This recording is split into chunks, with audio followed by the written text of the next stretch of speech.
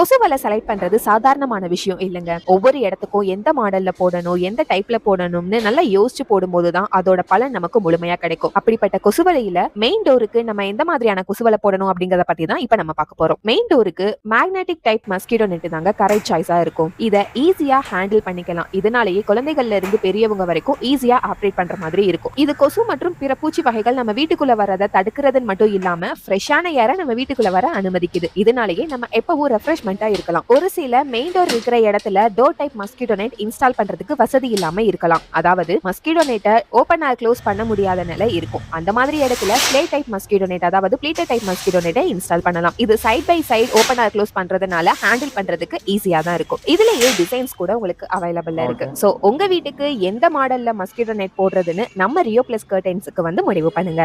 மேலும் விவரங்களுக்கு ஸ்கிரீன்ல தெரியுற நம்பருக்கு கால் பண்ணுங்க. Thank you viewers. மீண்டும் அடுத்த வீடியோவை சந்திப்போம்.